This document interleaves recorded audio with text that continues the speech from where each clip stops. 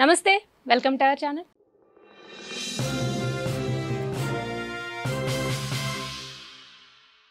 ప్రస్తుతం మనతో ఆధ్యాత్మికవేత్త ప్రొఫెసర్ ముళ్ళపూడి సత్యనారాయణ మూర్తి గారు ఉన్నారు. వారితో మాట్లాడదాం. సార్ నమస్తే సార్. నమస్కారం అమ్మా. సార్, కంచి కామకోటి పీఠ 71వ పీఠాధిపతిగా గణేష్ శర్మ గారు ఎన్నికయ్యారు. సో ఈ సందర్భంగా ఒకసారి 2500 ఏళ్ల చరిత్ర కలిగిన కంచి కామకోటి పీఠం గురించి, అలాగే వాళ్ళు చేస్తున్న సమాజ సేవ కానివ్వండి, లేకపోతే సనాతన ధర్మాన్ని అభివృద్ధి పరిచే కార్యక్రమాలు కానివ్వండి, ఒక్కసారి మనం చర్చించుకుందాం సార్ మీ మాటల్లో. జగద్గురు అయినటువంటి ఆదిశంకరాచార్యుల వారు 2500 సంవత్సరాల క్రితం చతురామ్నాయ పీఠాలను పెట్టారు. అది దక్షిణాయనంలో దక్షిణామ్నాయ పీఠంగా శృంగేరిలో పెట్టారు. అలా మనకి ద్వారకలో ఒకటి, ఇలా ఉత్తరము దక్షిణము పడమర తూర్పుల్లో అలా పెట్టడం జరిగింది, పూరిలో కూడా. అయితే వీటిలన్నిటికీ సమష్టి స్వరూపంగా ఈ యొక్క కంచి కామకోటి పీఠం అనేటటువంటిది వర్క్ చేస్తుంది. దీన్ని జగద్గురు అయినటువంటి ఆదిశంకరాచార్యులు వారు స్థాపించారని కొందరంటే స్థాపించలేదు. తర్వాత వీళ్ళు ఆఖరి రోజుల్లో జగద్గురు అయినటువంటి ఆదిశంకరాచార్యులు వారు ఇక్కడే కంచిలోనే గడిపారు, అప్పుడు ఈ ఆశ్రమంలోనే ఉన్నారు అనడం మాత్రం వాస్తవం అన్నమాట. అమ్మవారిని కామాక్షి అమ్మవారిని జగద్గురు అయినటువంటి ఆదిశంకరాచార్యుల వారు శారదా తల్లిని ఆ అమ్మవారిలో మిళితం చేయడానికి అనేకమైనటువంటి ప్రయత్నాలు చేశారు. చేసిన తర్వాత ఈ మొట్టమొదటగా మనకి ఆ పీఠం ఏర్పడిన తర్వాత ఇప్పుడు శృంగేరిని తీసుకుంటే 36వ జగద్గురువు మనకి మా గురువుగారు అయినటువంటి భారతీ తీర్థస్వాముల వారు. తర్వాత 37 ఇప్పుడు విధుశేఖరేంద్ర సరస్వతి భారతి వారు. కానీ ఇక్కడ మాత్రం 70వ పీఠం, అంటే దాంతో పోల్చుకుంటే ఇక్కడ సంఖ్య ఎక్కువ ఉంది, ఇది 71. కాబట్టి 70వ పీఠాధిపతిగా ఉన్నటువంటి విజయేంద్ర సరస్వతి స్వాముల వారు మహాపండితులు, లౌక్యులు, అమాయకులు, తర్వాత సకల శాస్త్రాలన్నింటినీ కూడా మదించినటువంటి వాడు, అంటే పబ్లిక్ పల్స్ తెలిసినటువంటి జగద్గురువు ఆయన. సో ఇక్కడ అంతకు ముందున్నటువంటి 69వ జగద్గురు అయినటువంటి జయేంద్ర సరస్వతి స్వాముల వారు మరి జయలలితతో, సీఎం జయలలితతో అక్కడ ఆస్తుల విషయమై సెక్యులర్ హిందూగా ఆమె ముద్రపడుతుందన్న ఉద్దేశంతో ఏవో కొన్ని లిటిగేషన్స్తో జయేంద్ర సరస్వతి స్వాముల వారిని జైలుకు పంపించడం జరిగింది. అలాగే ఇప్పుడు విజయేంద్ర సరస్వతి స్వాముల వారిని కూడా. అయినప్పటికీ ప్రజల్లో ఏ ఇంపాక్టు లేదు, దాని పవిత్రత అది కాపాడుకుంటూ వచ్చిందనమాట. ఇది ప్రభుత్వాలు, ఇవి సహజం ఇవన్నీ కూడా. సో 69వ జగద్గురువుల్ని జయేంద్ర సరస్వతి వారి గురువు గారైనటువంటి 68వ శంకరాచార్యుల వారు జగద్గురువులు చంద్రశేఖర సరస్వతి స్వాముల వారు. ఈయన నడిచే దైవం, కదిలే దైవం అనేవారు, కదిలే దేవుడు అనేవారు. అనేకమైనటువంటి లీలలు భక్తుల కళల్లోకి రావడము, వాళ్ళని గైడెన్స్ ఇవ్వడము, వాళ్ళ యొక్క రుగ్మతల్ని రోగాల్ని తొలగించడము, ఇలా అనేకమైనటువంటి లీలలు చేశారని చంద్రశేఖర సరస్వతి స్వాముల వారికి మంచి పేరుంది. And he is a non controversial person, ఎక్కడ కూడా వివాదాల్లో లేరాయన.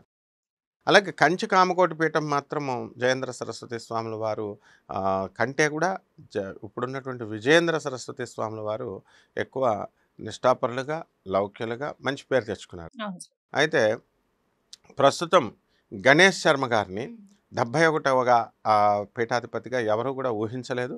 పిఠాపురానికి తర్వాత ఆయనంతా కూడా గణేష్ శర్మ గారు రాజమండ్రి, కాకినాడ, అన్నవరం గ్రామాలకు చెందినటువంటి వాడు. ఇక్కడ చిన్న వయసు 25 సంవత్సరాల వయసు. ఇక్కడ వయసుతో కంటే కూడా చాలామంది ఎంత సీనియర్స్ ఉండగా చిన్న పిల్లగాడికి ఇచ్చారు అని అన్నారు. చిన్న పెద్ద అని ఉండదు, అది డెస్టినీ అనమాట. కామాక్షి అమ్మవారి యొక్క ఆదేశం ఉంటుంది, సర్వజ్ఞ పీఠం అది. కాబట్టి విజయేంద్ర సరస్వతుల స్వాముల వారు ఎంతో కాలం ఆయన్ని పరీక్షించిన తర్వాతే జగద్గురువులుగా ప్రకటిస్తారు. లేదా ఈయన గణేష్ శర్మ గారు వేదాలలో నిష్ణాతుడు, యజుర్వేదంలో. ఆ తర్వాత చక్కగా వేదాంతము, మీమాంస, పురాణాలు, స్మార్తము ఇవన్నీ కూడా ఉంటాయి, వ్యాకరణ శాస్త్రం ఇవన్నీ కూడా ఆయన మహాపండితుల దగ్గర చదువుకున్నారు. చదువుకున్న తర్వాత మనకి తెలంగాణలో కూడా బాసర సరస్వతీదేవి ఆలయానికి సేవలు చేశారు. తెలంగాణలో అనేకమైనటువంటి కార్యక్రమాల్లో, దేవస్థానాల్లో మరి ఆయన చేస్తూ ఉంటారు. నేను కూడా విజయవాడ కనకదుర్గమ్మ దేవస్థానం గురువుల దగ్గర అధర్వణ మీద నేర్చుకున్నాను కాబట్టి రేమళ్ళ సూర్యప్రకాష్ శాస్త్రి గారు మా గురువుగారు రాజమండ్రి. అలాగే గణేష్ శర్మ గారు వీళ్ళంతా మేమంతా ఏంటంటే కలుస్తూ ఉంటాం కొన్ని కొన్ని కార్యక్రమాల్లో వేద పండితులు.